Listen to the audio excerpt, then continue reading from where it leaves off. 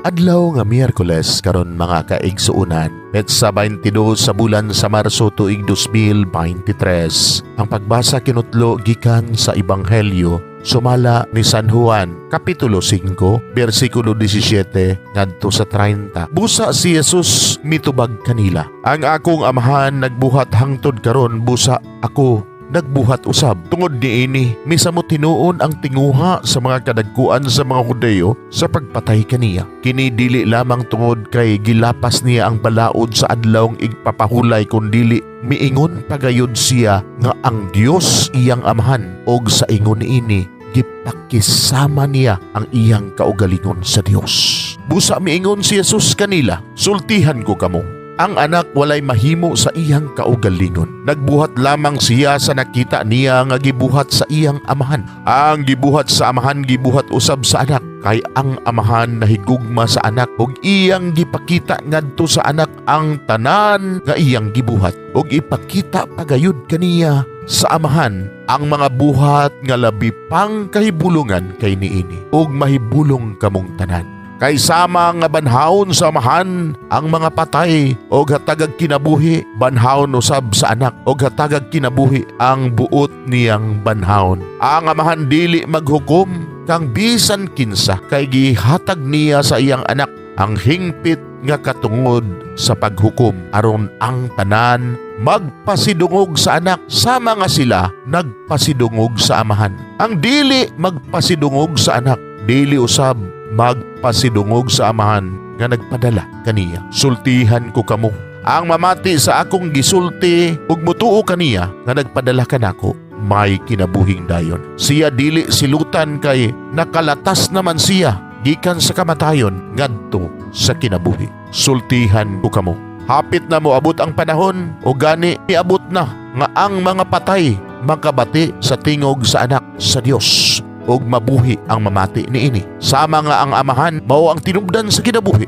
gitugot usab niya nga ang iyang anak mahimong tinubdan sa kinabuhi, og iyang gihatagan ang anak sa katungod sa paghukom, kay siya mauman ang anak sa tao. Ayaw kamo kahibulong, kay moabot ang panahon nga ang tanang mga patay makadungog sa iyang tingog, og manggula sila sa ilang lubong, kadtong maayog binuhatan, mabanhaw ug mabuhi sa dayon. Kadtong daotag binuhatan, mabanhaw apan silutan. Mga igsoon, ang Ebanghelyo sa Ginoo. Daygon ikaw, o Kristo.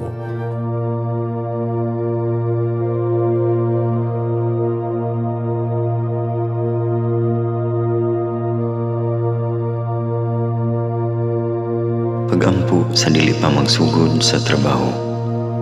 Magampo kita sa ngalan samahan sa Anak ug sa Espiritu Santo. Amen. Langit no namong amahan, sa among pagsulod nining trabahoan, among gidala ang imong presensya uban kanamo.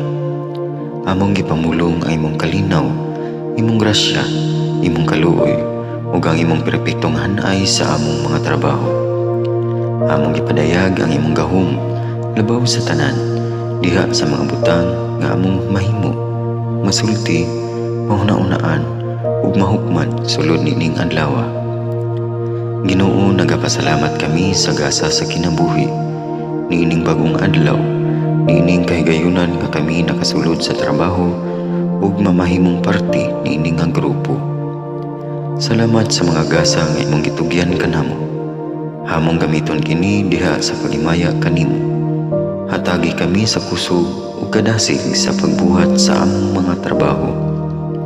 Panalangini ang among mga proyekto, mga ideya ug kusog, aron sa ingon bisan sa pinakagamay namong mga kalampusan, magahatag kini sa imong himaya. Ubani kami, Ginoo, sa among pagtrabaho nining adlaw. Puna kini nga lugar sa inspirasyon ug kusog. Tabangi kami nga magtrabaho isip usa ka grupo nga mapakita sa usag-usa ang kamaayo. Himuha kami nga maayo nga makabot namo ang mga butang nga kinahanglan namong buhaton. Himuha kini nga lugar nga puno sa kalipay ug panaghigalaay, ug kamugaway ug kalinaw ang mapatigbabaw niining dapita. Ginoo, kung kami anaa sa kalibog, giyahi kami. Kung kami mawadaan sa kadasig ug paglaom, dasiga kami. Himua nga ang trabaho nga among gihimo ug ang paagi sa among paghimo niini makahatag unta kini og hugot nga pagtuo, kalipay ug pahiyom sa tanan nga among mahimamat karong adlaw. Panalangini ang among mga pamilya, among Pinoy-anan, among nasod. Himua nga magmatidud-anon kami sa pagtagad ug pag-amuma sa kalikupan ug sa tanang may kinabuhi diha sa pagbuhat kanamo sa pagkabot sa imong pangandoy alang sa hustisya ug kagawasan. O Ginoo, sa among pagbiya nining lugara, tagay kami sa imong panalangin ug kaluoy sa among pagbiyahe. Panalangini ang among mga pamilya ug Pinoy-anan nga naunta sa mayong kahimtang sama sa among pagbiya kanila. Ginoo, salamat sa tanang butang nga imong nabuhat, sa tanang butang nga imong gibuhat ug sa tanang butang nga imong buhaton pa.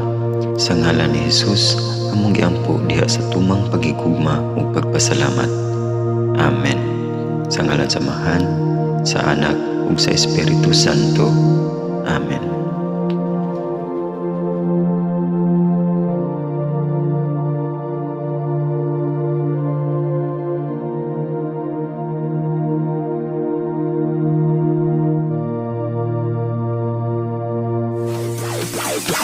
Live.